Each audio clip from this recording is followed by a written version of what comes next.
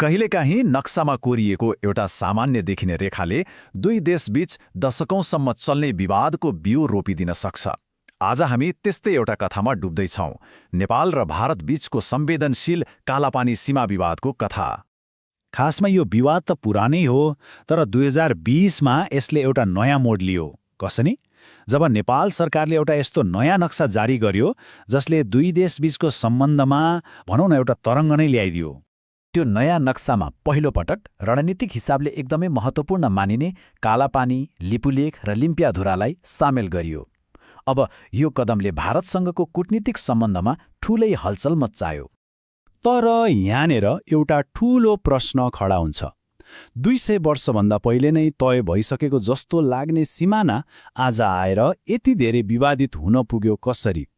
यसको जडसम्म पुग्न हामीले इतिहास पल्टाएर सन् 1816मा गरिएको एउटा महत्त्वपूर्ण सन्धिमा पुग्नै पर्छ। यो सबै कथाको सुरुवात हुन्छ एङ्ग्लो नेपाल युद्धको समाप्तिपछि।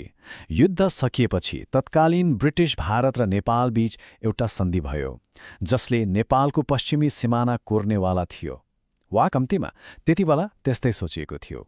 सुगौली सन्धिको धारा 5मा के भनिएको थियो भने नेपालका राजाले काली नदीको पश्चिममा पर्ने देशहरूसँगको सबै दाबी त्याग्नेछन्। हेर्दा त यो एकदमै स्पष्ट देखिन्छ, होइन त? सिमाना भनेकै काली नदी हो, कुरा सकियो। तर त्यति सजिलो थिएन। हो, समस्या यहीँनिर छ। नदी भनेको त एउटा सिधा रेखा होइन, यसका त धेरै स्रोतहरू हुन्छन्, धेरै खोला नाला मिलेर बनेको हुन्छ। अनि त्यो सन्धिमा कुन चाहिँ खोलालाई वास्तविक काली नदी मान्ने भनेर कहिल्यै किटान गरिएन। हो, यहीँनिर हो विवादको चुरो कुरो। भारतको धारणा के छ भने काली नदी कालापानीको मुहानबाट सुरु हुन्छ, तर नेपालको तर्क अलि फरक छ। नेपाल भन्छ होइन, नदीको मुख्य जलाधार अर्थात् पश्चिमपट्टि पर्ने कुटी याङकुटी नदी नै खास काली नदी हो। अब यही दुई फरक व्याख्याले 100औं वर्ग किलोमिटर भूभाग कसको हो भन्ने प्रश्न खडा गरिदिन्छ। नदीको उद्गम बारेको यो अस्पष्टता त भनौँ न सुरुवात मात्रै थियो। त्यसपछिको 1.5 शताब्दीमा भएका विभिन्न प्रशासनिक र राजनीतिक परिवर्तनहरूले यो सिमानाको रेखालाई झन धमिलो बनाउँदै लग्यो। समयक्रममा सिमानाको परिभाषा र प्रशासनमा धेरै उतार चढावहरू आए। जस्तै कहिले ब्रिटिस प्रशासकहरूले एकतर्फी रूपमा सिमानालाई जलाधारतर्फ सारिदिए, त कहिले भारत र चीनबीच नेपालको अनुपस्थितिमा नै लिपुलेख भन्ज्याङबारे सम्झौता भयो। यस्ता घटनाक्रमले विवादलाई थप गिजोल्दै लग्यो। दशकौंसम्म यो मुद्दा लगभग शान्त जस्तै थियो।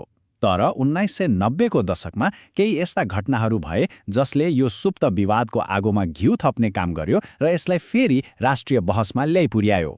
भारत चीनबीच व्यापारका लागि भन्ज्याङ खोल्ने निर्णय, अनि यता नेपालमा आएको राजनीतिक परिवर्तन, यी दुई कुराले एकैसाथ सार्वजनिक बहस र आधिकारिक विरोधलाई हुवात्तै चर्काइदियो।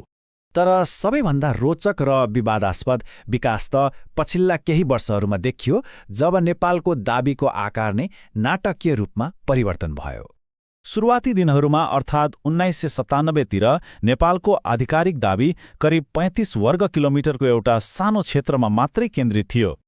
तर 2020मा जब नयाँ नक्सा आयो, त्यसले त्यो दाबीलाई झण्डै 10 गुणाले बढाइदियो, 335 वर्ग किलोमिटर। यसले कुटी याङकटी नदीको पुरै जलाधारलाई समेट्यो र विवादको दायरालाई पनि नाटकीय रूपमा फराकिलो बनाइदियो। अब प्रश्न उठ्छ, यति धेरै कूटनीतिक र राजनीतिक तनावको केन्द्रमा रहेको यो सानो दुर्गम भूभाग आखिर किन यति धेरै महत्त्वपूर्ण छ त? कुरा के हो भने यसको महत्त्व बहुआयामिक छ। एकातिर तिब्बती पठारलाई नियाल्न सकिने उच्च रणनीतिक अवस्थिति छ भने अर्कोतिर कैलाश मानस सरोवर जाने प्राचीन तीर्थमार्ग पनि यहीँ पर्छ। साथै यो दुवै देशका लागि राष्ट्रिय सार्वभौमिकता र पहिचानको प्रतीक पनि बनेको छ।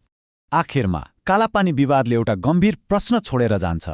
जब इतिहासका अस्पष्ट सन्धिहरू र भूगोलको जटिल वास्तविकता एक आपसमा ठोकिन पुग्छन्, तब नक्साको त्यो अन्तिम रेखा कसले र कसरी कोर्ने